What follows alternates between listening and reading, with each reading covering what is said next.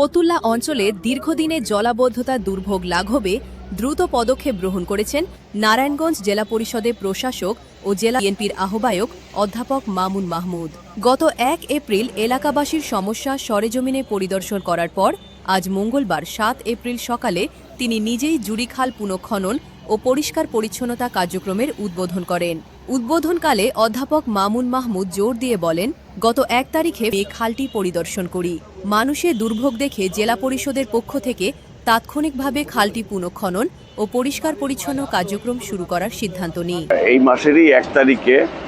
আমরা এই খালটি এলাকাবাসী এবং স্থানীয় বিএনপির নেতৃবৃন্দ, বিশেষ করে থানা বিএনপির সভাপতি, সাধারণ সম্পাদক, সাংগঠনিক সম্পাদক, তাদের উপস্থিতিতে আমরা এই যে জলাবদ্ধ হয়ে থাকা খালটি আমরা পরিদর্শন করতে আসি এবং জেলা পরিষদ থেকে তাৎক্ষণিক সিদ্ধান্ত নিয়ে এই জনদুর্ভোগ লাঘবের জন্য যে আসন্ন বর্ষা মৌসুমে যে এলাকার মানুষ ডুবে থাকে পানির নিচে, সেটা থেকে বাঁচানোর জন্য তাদের অনুরোধে আমরা এই খালটি জেলা পরিষদ থেকে খনন, জলাবদ্ধতা দূরীকরণের জন্য এটাকে আবার পুনর্খননও বলা যায় এবং এই পরিচ্ছন্ন কার্যক্রম আমরা হাতে নিয়েছি এবং আজকে সেই কার্যক্রম আমরা উদ্বোধন করলাম। আশা করছি যে এই খালটি সংস্কারের ফলে আগামী বর্ষা মৌসুমে এই খালকে কেন্দ্র করে পানি নিষ্কাশনের যে সমস্যা তৈরি হতো সেটি আর থাকবে না, আমরা আশা করছি। মাননীয় প্রধানমন্ত্রী জনাব তারেক রহমান সাহেব জেলা পরিষদের প্রশাসক হিসাবে আমাদেরকে নিয়োগ দেওয়ার পর থেকেই এবং তার নির্দেশনা পেয়েই তিনি আমাদেরকে ডেকেছিলেন এবং তিনি যে নির্দেশনা দিয়েছেন সেই নির্দেশনা মোতাবেক মানুষের যে সমস্যাগুলো রয়েছে সেই সমস্যাগুলো দূরীকরণে তিনি মানুষের পাশে থাকার যে নির্দেশনা আমাদেরকে দিয়েছেন সেই নির্দেশনা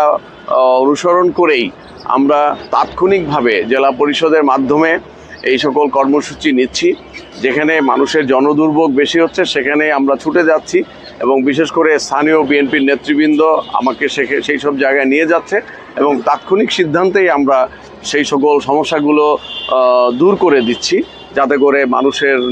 নিরবিচ্ছিন্ন চলাফেরা এবং নির্বিঘ্ন বসবাস এবং একটু স্বাচ্ছন্দ্যে চলাফেরা তারা যেন করতে পারে, সেই উদ্দেশ্যেই মূলত এই কাজগুলো আমরা হাতে নিয়েছি। তিনি আরও বলেন, আমরা আশা করছি খালটি সংস্কারের ফলে বর্ষা মৌসুমে খালকে কেন্দ্র করে পানি নিষ্কাশনে যে সমস্যা হতো তা আর হবে না। এটি যদিও একটি প্রাথমিক সমাধান, তবে আমরা আমাদের সাধ্যমতো দীর্ঘমেয়াদী পরিকল্পনাও গ্রহণ করব, যাতে এই অঞ্চলের মানুষ স্থায়ীভাবে জলাবদ্ধতার সমস্যা থেকে মুক্তি পায়। এ সময় উপস্থিত ছিলেন ফতুল্লা থানা বিএনপির সাধারণ সম্পাদক আব্দুল বারী ভূঁইয়া, সাংগঠনিক সম্পাদক রিয়াদ মোহাম্মদ চৌধুরী, জেলা তাঁতি দলের সাংগঠনিক সম্পাদক সিদ্দিকুর রহমান উজ্জ্বল, জেলা ছাত্রদলের প্রতিষ্ঠাতা যুগ্ম সাধারণ সম্পাদক ও বিএনপি নেতা শহীদুল হক শহীদ সহ ফতুল্লা থানা বিএনপি ও এর অঙ্গ সংগঠনের স্থানীয় নেতাকর্মীরা। অধ্যাপক মামুন মাহমুদের এই দ্রুত উদ্যোগকে স্থানীয় জনগণ ও রাজনৈতিক মহলে ইতিবাচকভাবে দেখা হচ্ছে। এলাকাবাসী আশা করছেন তার নেতৃত্বেই ফতুল্লা জলাবদ্ধতার স্থায়ী সমাধান